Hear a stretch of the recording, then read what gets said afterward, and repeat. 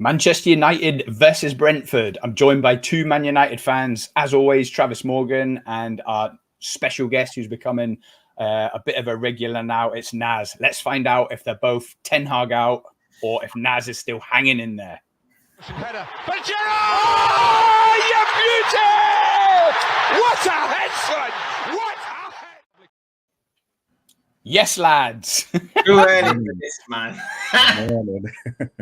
Travis is just about calmed down from Galatasaray 3-2. Naz, I've just checked, Naz, you joined us 3 weeks ago. And I was trying to check the results since you were with us. I think you beat Burnley.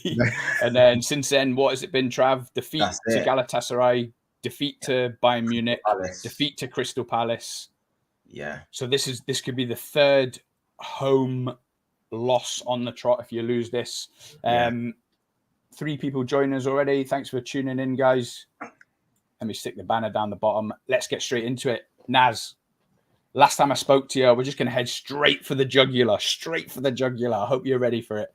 Yeah. Last time you were like, I'm sure this is what you said. I'm just about Ten Hag in. 3 weeks have passed. 3 defeats, I think, maybe even 4. What's your position now? I'm still the same. Yeah? Still the same. Not going to... See, the thing I see it as, we're going to end up being in the same position as we are every single time we change a manager. And to reset the culture, things need to get done. Yes, a lot of what's gone on in defeats, I do put it on Ten Hag. But there's also the players have got to take the blame as well. I mean, the simple thing of not tracking your runners. I think we've conceded 8 goals so far by not conceded trackers. But not tracking the actual runners. So it's down to Ten Hag and the players as well. It's just pure laziness on the players' half. And with the isn't that down to the manager? I don't want to take words from Trav's tweets this morning, but isn't that down to the manager? I haven't seen Trav's tweets this morning, so I'll have to check them out. But it is down to the manager. However, the players have got to take some blame as well. How can you not, when you're scanning the pitch and looking around who's where, how are you not following the midfield runners? It's basic, simple. That's where I see it anyway. Yeah, I'm still firmly Ten Hag in. I mean, what, firmly in? I thought you were just kind of not on the fence, but you were like, just for now. I've always been in, and I'll always stay in for now. How bad does it have to get, Naz, before you get to where Travis is? Would it be fair to say, Travis, you're back at Ollie 2.0? I mean, remember how bad it got for you with Man United. I think you were even watching us again until Ollie's gone. I'm sure you did obviously watch them, but that anger, that frustration. Like, how bad, Naz, does it have to get before you might be like, I tell you what, I'm all for sticking by managers, of course. Yeah. No one wants to be the club that goes through 8 managers in 9 years, but there must come a point where, I tell you what, he's probably not the guy. Would it have to be mid-table come Christmas, or what would it take to shift your stance right now, do you think? As long as we don't get relegated at the moment. Because this is going to sound bad, but I was having a look at the table and the results and the fixtures and everything, comparing us to Chelsea. Chelsea haven't conceded that many goals. They haven't played very well. They haven't scored, but we've conceded more goals. We haven't played very well. And we've had arguably a decent-ish run for now. I mean, we've got City in a couple of weeks. I'm still on the hope that Ten Hag will turn it around. I believe he will. And don't forget, this is only his second season. Arteta finished 8th in his second season and finished 5th in his third. I'm just hoping that there's some... I don't want to say miracle. I just think that what he needs to do maybe is bring some of the youth players in. Someone who's actually showing more desire.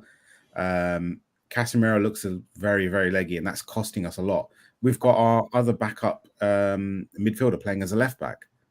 So I think once the injuries start to ease a bit in the defense and we've got players playing in their position, then I'll start to have a look at Ten Hag. And if the results are still staying the same, then it's a different conversation we'll be having. That's a good point. And we made it the other night, didn't we, Trav?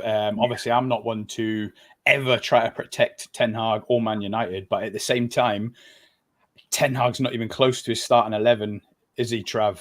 We kind of went through it. Obviously, Onana, Shaw, Martinez, Varane, Dallo or Wan-Bissaka, it's toss of a coin. Amrabat, Casemiro. Anthony on the right, he's been out. In the centre, Bruno. On the left, Rashford. Højlund up top. Yeah. You haven't even played that 11 or close to it yet, have you? I've just got the league table up there, just looking at it now, Naz. Yeah, goals 4. Chelsea are not scoring, but they've only conceded 6, which, if I'm not mistaken, is that not joint second best in the league? Yeah, it is. Man City have only conceded 5, Arsenal and Chelsea 6. So, yeah, they're keeping it tight at the back. Good for us FPL managers that have got Colwill and Sanchez in their team. Scooping me clean sheets points. Travis. Yeah. Obviously, Galatasaray. I mean, we could have done a 3-hour poddy Tuesday night, was it? Yeah. We stopped it at an hour, but you're absolutely fuming. Have you calmed down since then? Have you realigned your thought process? And how do you think today's going to go? Because you've warned me off choosing Man United in last man standing. FYI, I picked Man United in last man standing, so I need a Man United win today. Do you know what last man standing is now? Have you gone and done it? You've gone and done it. Yeah, I've gone and done it. It was either... Don't come crying to me, if it goes wrong. Just don't come crying to me. Do you know how to play that last man standing, Naz? Basically, you know it, So you know the game. So it's about week 7, Naz. It's about week 7 . So today it was either Fulham or Man U. So at the moment, let me get this right. A Liverpool fan is now supporting United for this week. Supporting's a bit far, but yeah. Money first, Naz. Mate, heart second. I'd never ever pick United in last man standing. I think that's the trouble. Like, you hit the nail on the head. You just don't know what United you're gonna get. But the variations of United, all of them are pretty bad. So what you're not gonna get is a good United. So it's just how bad of a United you're gonna get. Do you know what I mean? I think the thing is, I mean, since Tuesday, just to answer your question, I think anger's the wrong word. It's more like a frustration. Like, I know we've got injury issues without in the squad, and he hasn't been able to pick his best 11. But we're talking about a blueprint here. We're talking about an identity that you should still be able to see, maybe with inferior quality if other players come in.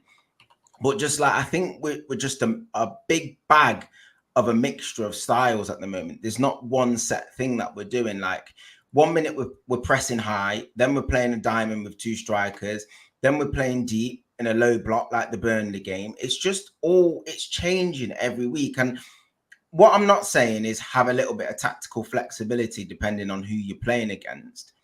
But I don't think you can, hand on heart, ask any Man United fan how we play and they can tell you a concrete answer. I literally don't know. I don't know. Like, we've got good individual players in a lot of areas. Like Naz alludes to, the players have to take responsibility for some of the performances that they're doing. I mean, giving away like sloppy 5-yard, 10-yard passes under no pressure, you can't blame a manager necessarily for that. But what I'm talking about is things like the structure. We're literally conceding 2 to 3 goals a game on most occasions. Like, that can't be a player thing. Do you know what I mean? There's got to be flaws in the system and how we're setting up as a team.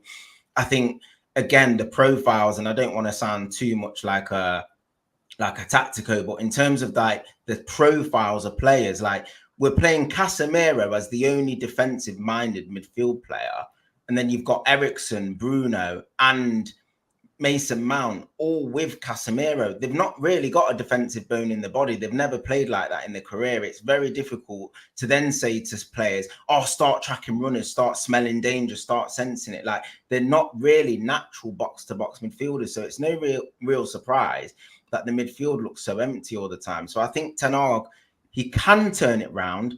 But my stance on it is, my genuine belief is that I don't think he's going to turn it round. That is my honest answer. Like, I just don't think. He's cutting his nose off to spite his face with the Sancho thing.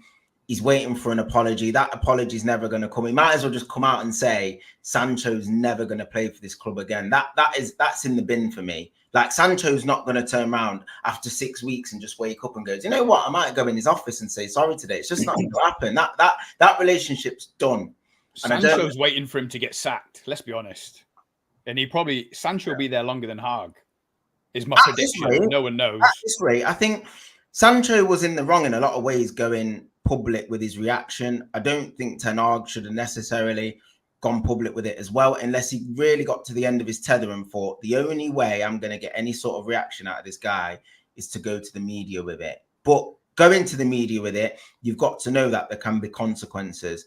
And I'm not saying the consequences of Sancho not playing have been negative, but it just looks so, it must look so bad for him that he's leaving all these players out and we're not picking up results. And the same with Maguire as well. Now, Maguire's performances have been horrendous, but if you've got no defenders, don't play a left back, a defensive midfielder at left back, and leave a centre half on the bench who you've said that you don't mind having in the squad. Play that player. Do you know what I mean? If you don't categorically want to get rid of that player, then, and I know the club tried to sell him and he didn't end up going, then play that player. I just don't see why we're playing a defensive midfielder at left back and Lindelof not at right back just for the sake of shoehorning players in. I just don't understand what's going on at the moment. It must be bad if Trav's campaigning to have Maguire in the side, Naz. Yeah, I agree. Can I just touch on a couple of points? First of all, the Sancho thing. Yeah. Trav, I see it from this point of view, mate. You're earning 350k a week. Yeah. You were the superstar signing a couple of seasons ago. Yeah. By him saying sorry and coming back into the fold, what's he actually bringing to us? Because for the past 2 seasons, he's had maybe 2 performances that were above 7 out of 10. Yeah, yeah. One of them that I can remember was the Liverpool game last season. He was good in that game. Apart from that, I'm just clutching at straws for a second performance that was over 7. But the Sancho thing, I mean, we as United fans, when it was Oli and Ranić in, we needed some authority in there to look after these players, put them in their place, and steady the ship. And once player power with like Jesse Lingard, Paul Pogba, and just setting the whole bad environment in the whole squad. Yeah, we cried out for Ten Hag to come in, that authoritarian figure to come in, stamp his foot down, and just take no rubbish from anyone. Yeah, we've got that. Now we're kind of like, as fans, backtracking. Oh, Sancho, just make it like bury the hatchet and bring him back in. I don't think he should do that. And I do agree with your point where you say that he's going to outlast Ten Hag. I think that would happen if the scores don't go right. And on top of that, we've got the Glazers. The Glazers are not going to get rid of someone that's such a high asset, who's English as well, that gets paid 350 grand a week. They're not going to flog him for 30, 40, 50 million to Saudi Arabia or wherever. They want mega money, even though he's not worth it. Can I just jump in very quickly on that, on what you've just said? Because I do agree with it to a certain extent. But what I'm saying is that we wanted a disciplinarian, a manager that stands his ground and puts discipline in place. But I think you've hit the nail on the head, Naz. Discipline, to me, means sanctioning behavior. So if Sancho's turning up late and not training right, to me, you just drag him in the office, approach that situation, fine him or whatever you want to do. But then that should be the mechanism that stops him from doing that again. Whether that's been done before, I'm not sure. Nothing's gone public on it. But to then fine him and not punish him, but to punish him for his behavior, fine him or whatever way you want to discipline him, and then expect him to apologize when you've gone public on it, because it's a subjective thing. He might not agree with it, but if you've gone public on something, then you've got to expect that if he doesn't agree with it, that must feel embarrassing for Sancho. So if he doesn't feel that he's been underperforming and other players are getting preferential treatment, I'm not saying he's done the right thing by coming out and going public on it, but I can sort of understand why. I don't understand why it wasn't kept in house. That's the only thing. I don't mind the discipline. I don't mind, like you said, him coming down on Sancho saying your performances are rubbish or whatever. That's what you want from a manager. But then to them find him, like, you're then asking for something else after you find the player. And I'm just like, if I'm late to work and I get sacked, like whatever a week's wages taken off me, I'm not going to go in. I'm not expected to not be able to work or go into the canteen at work or anything just because I've not apologized. I'm like, all right, I won't do it again. You find me, sound. That's it. I just crack on. But just if it is this true as well, because we don't know the facts, but if he's literally just waiting for an apology in the office, then I just think that's a little bit too far. And I'm not blaming Ten Hag. I'm not saying he's dealt with it necessarily wrong, but I probably would have just dealt with it slightly different. That's all I was saying. See, in my view, I think that whole situation, like you said, should have been dealt in-house. Yeah, 100%. Didn't it? Back in the day, Fergie was the only one that would blast a player, and rightly so. Rightly so.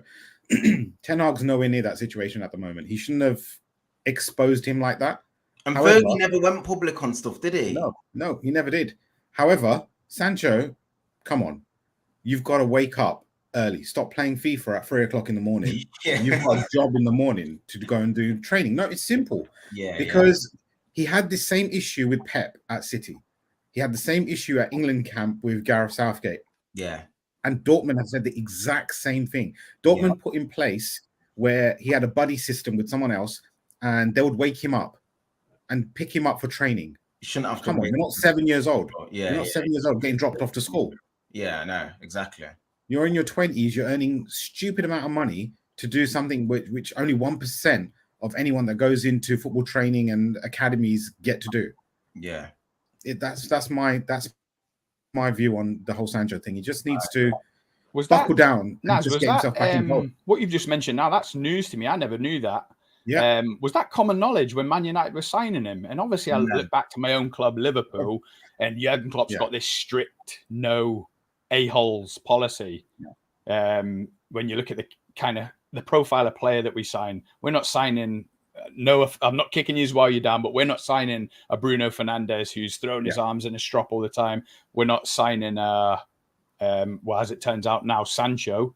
Was that common knowledge back then? Is that down to the director of football or those above to do them kind of checks and think he's a talent, but he's a bit of a problem? Yeah. Do you know what? It wouldn't surprise me if they haven't done their proper due diligence. I mean, with Trav, you've probably seen it all as well on like Twitter and everywhere, that it's just a pure. I don't understand how their mind works above Ten Hag, because no one seems to have done their background checks properly. That news, I did see it on BBC a few months back. If I find it, Scott, I'll send it over to you and to you, Trav. But the main issue around Dortmund was the fact that Sancho just couldn't get into his stride properly, and it was because he was gaming a lot. I mean, I don't know what to say. My Liverpool mate always says, because obviously you remember Trav, when he was at Dortmund, I wanted him at Liverpool in that front three. And my Liverpool mate, OB, who's coming back to the channel actually soon, he always said, and he dies on a hill with this, he said, there's a reason Pep let him go. So he's went to Dortmund, and to be fair, he ripped it up in a league that maybe some think is a lot easier than the Premier League. He's got the big move to Man United. A lot of other clubs wanted him, certainly I did at Liverpool. Glad it's not turned out that well for Man United from a rivalry point of view. But with Sancho, like he's not even in the England squad now, is he? No. When was the last time? Was he at the last tournament? Euros. No. Was he at the Euros? Yeah. Was he one of the ones that missed the penalties? Yeah, I thought he was. I mean, but again, this is another problem that Ten Hag's inherited, isn't it? Yeah, I think so. I think, like you said, Southgate's canned him off, and I don't think he's going to be there for quite a long time. And like you said, just to elaborate on that a little bit, with the Sancho thing, I can't see him getting back into the fold anytime soon, because all this is doing is damaging his own personal reputation. Clubs are going to look at this. When he does go to move on, top clubs aren't going to look at him because of his attitude and the way he's dealt with this particular situation, unless there's something we don't know publicly. But yeah, I think it's gonna. The only way is down for Sancho now. To be fair, is like that's another point, isn't it, Trav? Because he had that whole mental health issue last year. Yeah. Where did he go? Training in the mountains for 3 months or something? Mark sent him to the Netherlands, didn't he? Like just on a training camp. A well-being camp or something. And then obviously a lot of pundits have been vocal in the last month or two with this whole fallout, and Carragher is firmly in the Ten Hag camp, that the manager has to be the disciplinarian. You have to back the manager. And in that sense, you know, Sancho, he should have kept his mouth shut, in my opinion. Yeah. He could be displeased. He could go into the manager's office and F him blind in his face, and they could have the fallout privately. Yeah. But him going on to the social media and publicly outing the manager, that's never going to end well. But of course, you've always got to be careful of that mental health card, because if Sancho come out and done a Dele Alli interview in 12 months' time, we'd all be like, oh, it all makes sense now. I can't believe I was scathing of him in his attitude. So you don't know what way to turn and what side of the fence to sit on. I'm just going to go into the comments. Dan's just text me. He's saying he's in the gym, but he'll pop in and see what we're up to. He said, "Who needs a workout playlist when I can go to the fuel solely off Trav's pain?"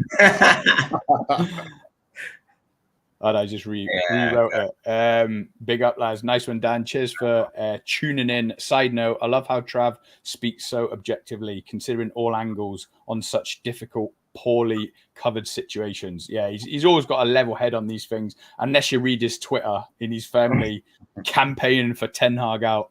Also, Scott, will you sign my petition to put Jones and Jota away for 10 years each on GBH?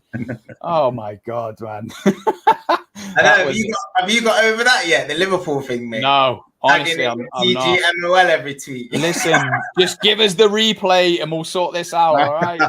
Mate, I'm done with football if you get a replay over that, mate. I really am.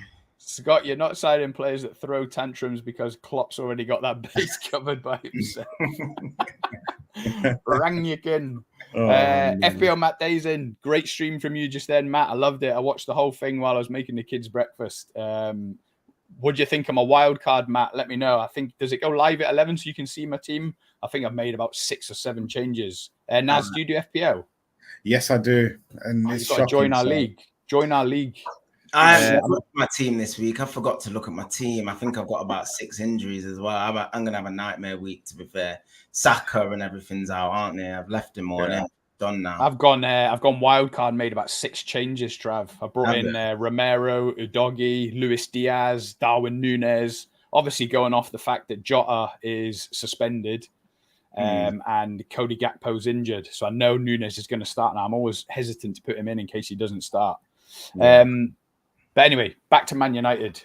Naz, I don't want to keep pushing you and keep prodding you just to make it good TV, but can you honestly say if you were down towards the relegation, it'll still be like, we can't keep sacking managers. Let's spend another 200 in the summer. Would you honestly say that? No, I wouldn't. But to be fair, if we go and sack a manager, what's he going to do?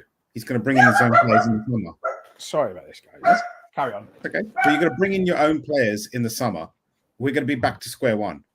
But if it gets to the stage where we're absolutely dire football, conceding goals like fun.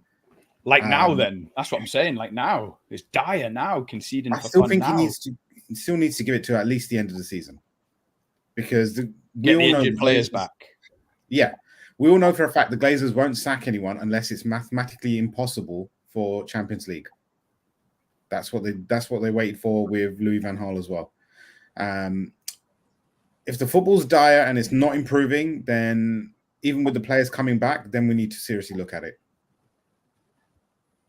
I think so. I look at this squad with everyone fit, and I just think the way it's been manufactured and designed, like I just don't know if we can play the football he played at Ajax. I just don't think we can. Like I just don't think we've got the players that are comfortable enough on the ball. But like you said, he signed 8 of them on a permanent with the loans as well. And I think what I would like to see is more of an attempt of him trying to play that way and then saying to the board, look, I'm trying, but I've got X, Y, and Z, and they just can't do it. That's what Liverpool did. When Klopp came in, Liverpool were getting to Champions League finals, finishing second in the league with Lovren and Klavan and Karius in goal.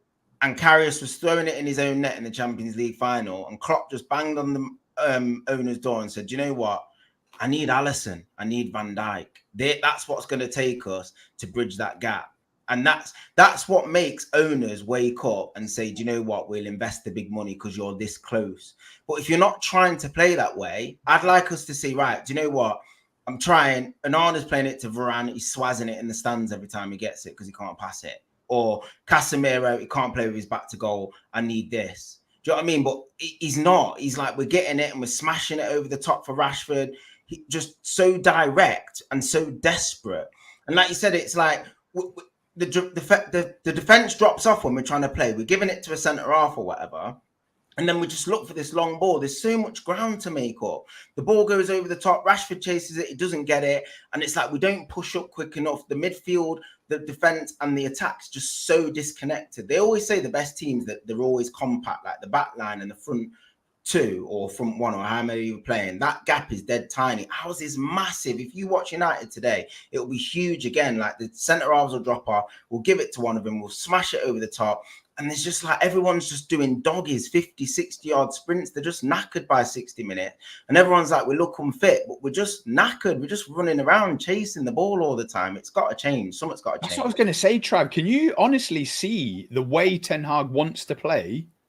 Can you see the philosophy? Can you see the plan? Because I can't. And I can if see a plan.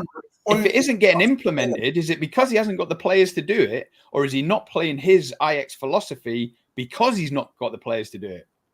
You can't play how he wants to play if you're not defensively sound. You have to be defensively sound because, like I said, if you're smashing it over the top, you've got to be compact because what you're basically saying is that you're inviting teams onto you to a certain degree.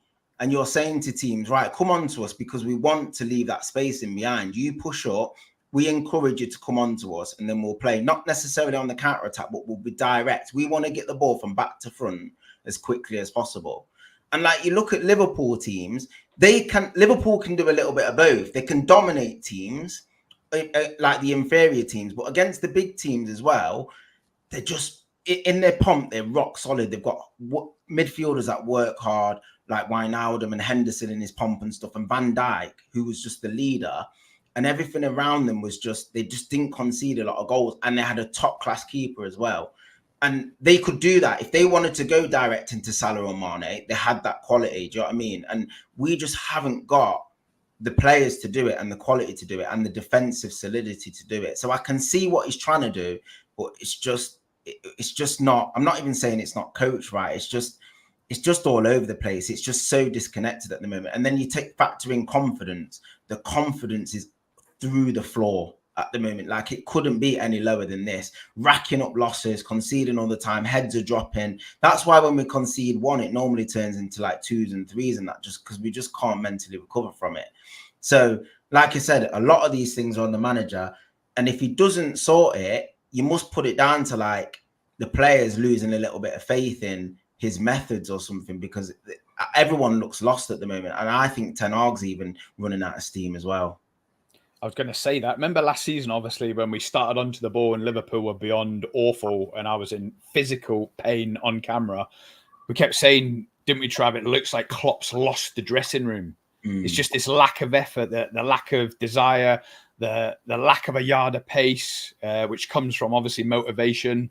That's what I see when I watch Man United. I don't know if you watch Liverpool, Naz. And obviously, we're doing well this season, so it's easy for me to talk. But last Saturday, I watched Man United second most after Liverpool, mostly for onto the ball, journalistic purposes, so I can interact with Trav and talk about the game. But we watched Man United, didn't we, Trav, last week against Palace, and then Liverpool versus Spurs at 5:30, and it was like chalk and cheese. Like the styles, the desire between the two teams, watching like Rashford and the front players not press at all, defenders just getting the head up, having 5 seconds to pick a pass, and then watching Liverpool and it's like bang, bang, bang, pressing all over the pitch. Me and Trav spoke about the first 30 minutes of Liverpool Spurs from both teams was just exhilarating. It was some of the best football I've seen. It was like, I was just thinking, even I had my heart in my mouth. I was thinking, even from Liverpool, just kick out the park, man. I can't take this 10s playing out from the back and everyone snapping and pressing. It was amazing. But then going back to Man United, like I say, do you watch Liverpool and do you look at Man United and think something isn't quite right here? I watch a lot of Liverpool games purely because of the fact that I know they're going to be entertaining. So especially like last week's one, let's not talk about the controversy there, but I actually thought Liverpool could have won it. It was a great game of football. And then I look back at United, but we've been like this for a while. And I mean, the last time we had some good football was when in Ollie's first season. Yeah. Ollie ball was going around. People were playing. And it was working well. I don't think Ten Hag has lost the dressing room as such, because don't forget, he's got players in there like Anthony, Martinez, Onana, who he's bought from Ajax. Then you mix that in, we've got Donny in there as well. So they're his people anyway. He may have not bought Donny, but they're his people. They know his way of playing. I was saying to Trav the other day, if we've got this issue with these players not tracking back, not pressing as much as, let's say, Liverpool and the youngsters in there, why not bring through our own one? What's the point of having a reserve when we've got players that can play at left back, can play at central defensive midfield? Bring them in and put experience around them. You may want to drop Casemiro, put Amrabat in there next to him. He's a World Cup player. He's played in Serie A. Yeah. And then Rashford, for instance, I love Rashford to bits. Rashford is a fantastic player. However, I do think he needs some help. And when I mean by help, I mean just take him out of the game for a little bit. Yeah. Don't start him constantly. You got Garnacho there. Bruno this season has been a bit wayward. Then take him out. Play him out. You buying these players, well, what for? Exactly. Play them. And I do think, I can't remember who I saw. I think it was on Instagram. Someone was moaning about Amrabat just going to be sitting on the bench when you've got Mount, Casemiro, Bruno, Eriksen in there. But they're not performing. Then you let somebody else in. I just think that loyalty at the moment for Ten Hag is basically off of last season and how well Casemiro, Bruno, and all of them done. But managers like Pep, managers like Klopp, Fergie, if a player is not performing, the name doesn't mean anything. He'll drop him and bring someone else in. Against Arsenal, we were struggling. I can't remember what game it was. And we had 7 defenders on the pitch and we beat Arsenal 3-2 or 3-1. Yeah. Because in the FA Cup under Fergie when he played like Raphael and Fabio in the centre. Yeah. And it's like, if you're not performing, drop him. But I think Ten Hag's worried about what will happen to his players mentally at this stage because of how bad it's been. That's why he's keeping persisting with them. And managers like Klopp and Pep wouldn't do that. They've just got another person coming in and they will just slot in and do what he wants them to do. And I think he needs to do that with bringing in some youngsters. And like Naz is saying, that's what's having the detrimental effect on the team, because the fact that he's not rotating these players is upsetting other players, because they must be looking at it from the outside and thinking, well, hold on a sec, he's not playing well, he's not playing well, and I'm not getting a chance.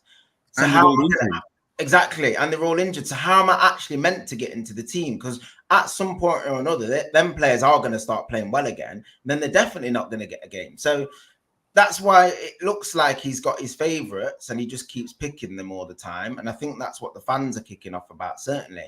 But just going back to Naz's point again, with what he said about Ollie and his first season and why that was probably the best football we've played in a number of years.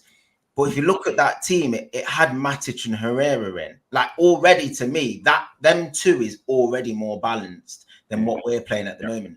Because even with Casemiro being in our team, when you watch Casemiro, he's not actually a defensive player. He is by nature. And then in that Real Madrid setup, it was easy for him. He had 2 really good ball retainers around him and he could just position himself where he needed. Our team isn't set up like that. Plus, the intensity of the Premier League's a hell of a lot higher than what it is in La Liga.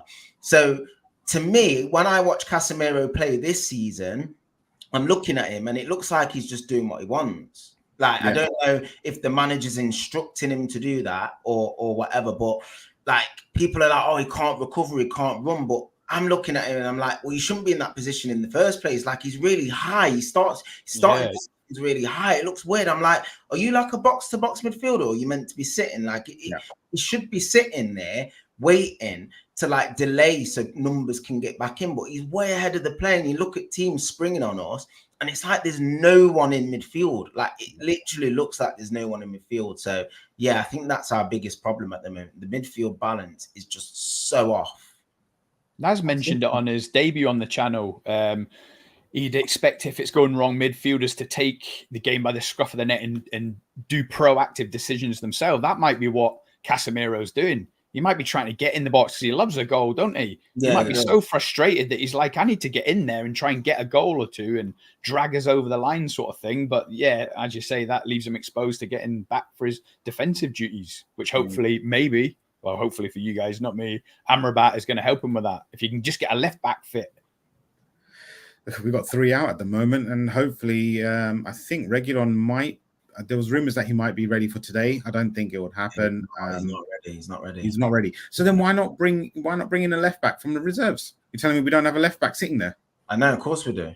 Bring him in. Well, what about Lindelof? Like Trav said earlier, what about Lindelof left back and Maguire comes in at centre back? No, I think Trav said Lindelof at right back, which he's done for Sweden, and then put Dalot on left back, which would make sense because he's played there before. So why not do it? I would even bring in Evans. He's looked so composed since he's been back over Maguire. So bring him in. But I think what Ten Hag wants is one aggressive defender, and if that's the case, then he'll go through Maguire, even though Maguire sometimes misses the ball completely and doesn't anything. But you need one aggressive and then one that's calm. And I think Varane's the calm one. And that's why we have Martinez in there with him. But you can see how fragile our defense is. Yeah. And it's unreal. And then the next person who's got a job to protect that defense is Casemiro. And against Galatasaray, Casemiro was on the edge of the Galatasaray box. And Eriksen was in the quarterback role trying to ping a ball to him. It makes me laugh because it's just a mess, Naz. Like, do you know what? The game against Crystal Palace in the cup, Amrabat played left back. They didn't press. We had loads of the ball. He inverted as a fullback, and it sold us a dream. And do you know what? We battered him 3-0, and Ten Hag must have just thought, do you know what? I'm onto something here. Let's just go in the next game. And then Palace beat us 1-0, and it's like that Carabao Cup game is just like warped everyone's perspective. Like we can just play him and his perception where we can just play Amrabat at left back, and it's just not worked. Like Galatasaray, he really struggled defensively in that game. We all know he's good on the ball and his qualities, but he's got to play in the right place. You can't play him left back. He needs to change that today. I'm going to have Hawkeyes on this lineup today, mate. If I see Amrabat at left back and stuff like that, it's just my head's just going to roll off. It just really is. Like, I can't be seeing that today. Trav, I don't think it's going to change, mate. I know it's not. I mean, go on then, go for it. Both of you, what's the lineup going to be today? Not what you would pick, what you think he's going to pick. What do you think he's going to do? All right, Onana in goal. I think, personally, he's going to keep the exact same defense. So I think Amrabat left. Yeah, Amrabat left back. And actually, no, I think he will bring in Evans with Varane because it worked against Burnley. So I think he'll bring them in, and then he'll have Dalot at right back. I think it should be the other way around. Dalot at left back, Lindelof at right back. And he's going to go for Casemiro. And I think he's going to go for Mount and Fernandes because we're at home and it's only it's only Brentford. But I think that's what's going to happen. And I think Anthony's going to start, and we're going to go for Rashford and Højlund. I just can't see him making the changes. At this moment, I feel deflated with it. But I don't think Ten Hag wants to make the big changes and put a statement out there, which I think he should, but I just don't think he will. He needs the points today, and he's going to go with the big guns. Why does my boy McTominay never get a shout? I don't see how he feels he fits into the way he's trying to play, especially with the direct, accurate, long passes that he's requiring at the moment. I don't think. Yeah, look at the results, Trav. He needs to change the way he's going. Oh, he does. 100, without a doubt. I don't want to go down like dangling McFred in front of you guys, but a double pivot of Casemiro and McTominay, I've been saying it for time. It'd look better than what we're doing now. Of course it was. I mean, Hannibal's come in, and you've seen how much energy he sort of brings to the midfield. I was surprised he came off against Galatasaray. Mm-hmm. I was like, why did he take Hannibal off? He was the only one really putting himself about, flying into tackles. I thought Mount was pressing quite well as well. I thought Mason Mount did all right. But like, Hannibal came off, Eriksen came on, and then he left Bruno on the right. And I'm just like, you don't have to leave Bruno on the right. Like, if you want balance, bring Anthony on, take Bruno off, and just leave Hannibal on. I didn't understand the substitution. I just don't get it. Like, why he's persisting, why he feels he doesn't have to take Bruno off. And I get it, the captain and stuff like that. But sometimes if you want to take somebody off, it can be for a tactical perspective. That is what a manager is meant to be doing. Like you said, not thinking about upsetting players or whatever, or I can't take him off because he's going to have a strop or whatever. This, like you said, this is, I don't want to use that phrase, but this is Man United. It's a huge club, man. It's massive, and it's dying a slow, painful death just watching these games. It's torturous.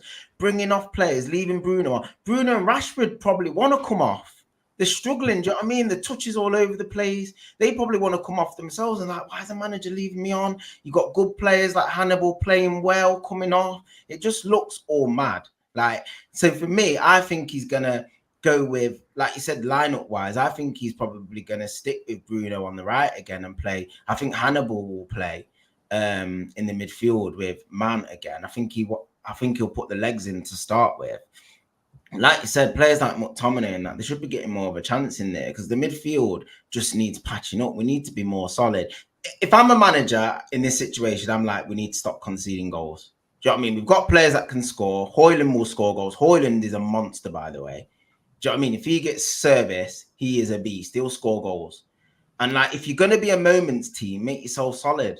That's it. Get back to clean sheets. I'd have a couple of 0-0s. I really would. We've been saying it for weeks, haven't we, Trav? Months even. We're in October already. This is it. Make yourself solid. A couple of 0-0s. Yeah, go on, Naz. I disagree with you, Trav, on bringing McTominay in. Yeah. I'll tell you why. Look at this season when he's played. Yeah. When he's played, he's been horrific.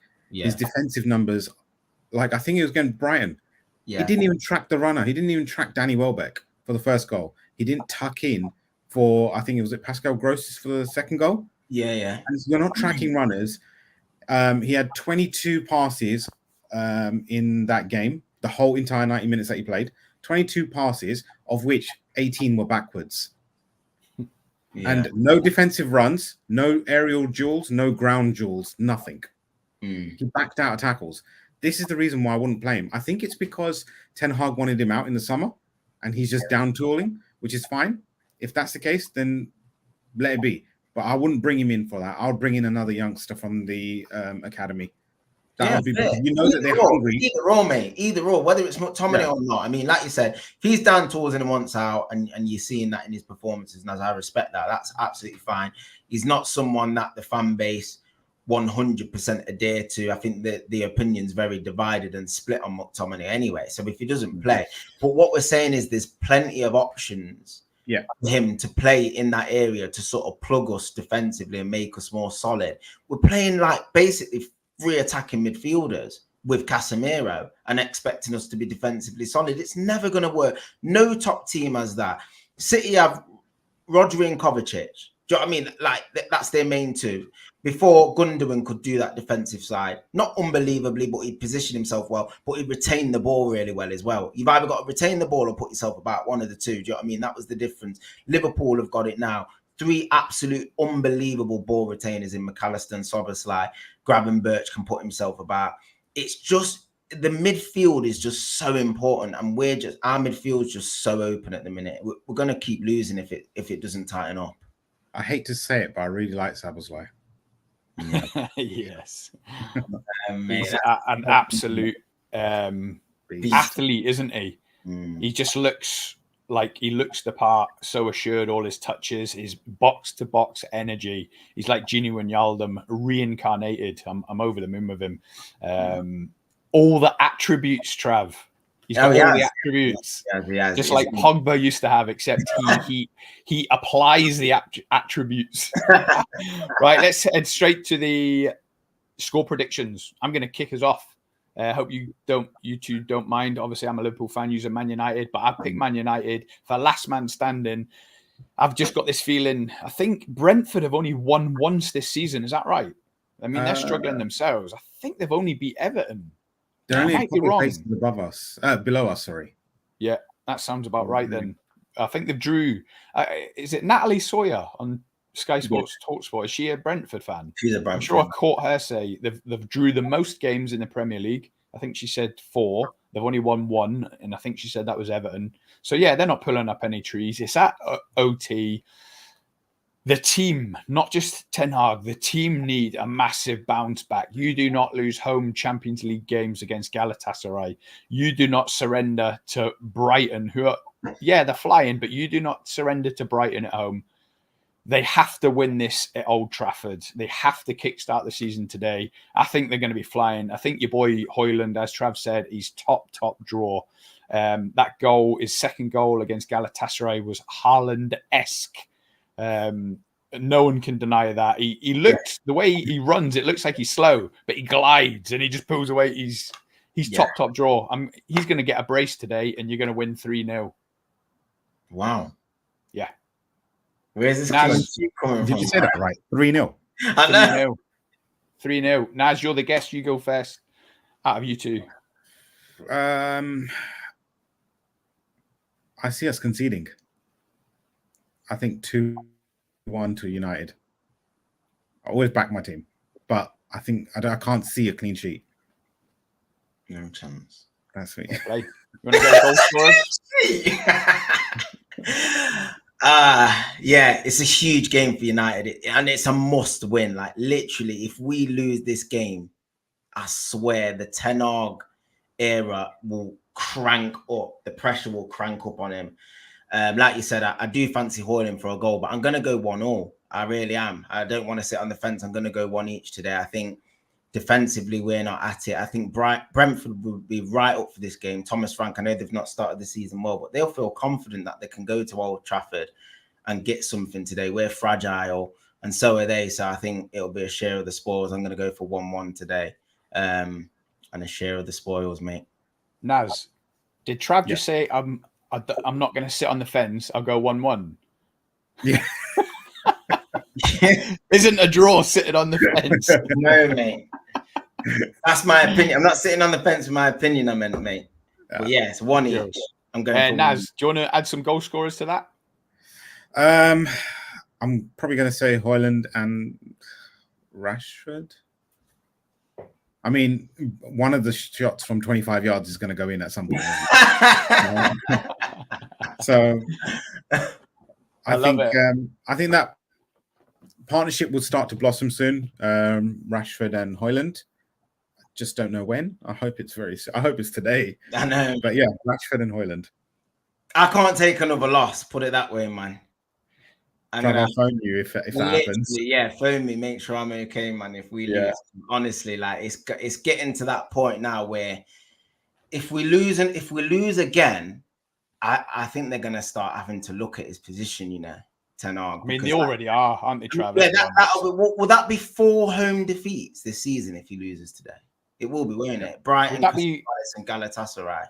And wouldn't that be 5 defeats out of the last 6? Yeah. Haven't they? They lost 4 of the last 5, haven't they? Yeah, they have. Burnley being the only one. Yeah, it'll be 7 out of the last 11. Wow. Yeah, that managers have been sacked for less than that, you know. I'm telling you now, they have. Like Thomas Tuchel wasn't doing this bad, and he lost his job at Chelsea. So he won the Champions League. Exactly, mate. So Ten Hag to me is not safe at all. Well, he shouldn't be safe. He shouldn't be safe. That's what I'm saying. My question to you, Trav, is in this current climate, who are you going to bring in? I'm firmly Ten Hag in. Hot dog. No, not Graham Potter, man. No chance, bro. That's the question. There's no real managers out there for it. So. You've either got to go mad and say to the manager that you definitely want, we'll pay you big money to come now and sort it, or you sack him in January and say, do you know what? You've got a window to bring in a couple of players, and like Liverpool did with Klopp, and bring him in Jan, the new guy. If it gets to that point, like I said, I don't want to preempt it, but I think, like you said, there's no obvious available upgrade at the moment. There's no one that you can say, right, yeah, he will definitely come, but the next manager, if there is to be a new manager, has to have like an identifiable brand that the fans enjoy watching, because we've not enjoyed watching United for nearly 5 years now, including Ollie, really. If you think about the whole Ollie era as a whole, like the first season was a little bit of a purple patch upturn, players happy, managed the squad well in terms of morale. But in terms of football, from the second season onwards through to now, we haven't seen good football at Old Trafford for like 4 years, man. We need an exciting manager next who's going to at least play some decent stuff, man. That's the first port of call. Get our identity back as a club. Ten Hag in still for me. Yeah, I like it now. Well, listen, as the season goes on, I'm sure I'll keep asking you and keep prodding you. I'm gonna have to see what happens. But don't forget, Trav just mentioned Klopp coming in and having a January transfer window. He only signed one player in that January transfer window. Do any of you know who it was? Salah. Nah, I'm gonna take a guess. Nah, he was already. Oh, it was Henderson, wasn't it? No. James Milner. Who? No, they were both before Klopp. He signed one player. He was on loan, Stephen Colker. No. And he made his debut as striker for some reason. Such a long way, man. Stephen Colker. Oh, I did not see that one. I love it. Right, lads, it's been a pleasure. I don't know what your two movements are. I'm doing stuff tonight. I don't know what time, but if something big happens in the game, I don't know if any of you are free for a 5 p.m. live match reaction. I don't know my movements. I might not be able to make it, but if you two are, I'll get on the text. And but yeah, thanks for joining again, Naz. Really appreciate it. Good luck in this afternoon's game, and obviously to me too, because I got him in last man standing, and I want that 500 quid. Okay, cheers, gents. Take care. Header. But Gerrard! Oh, you beauty! What a head!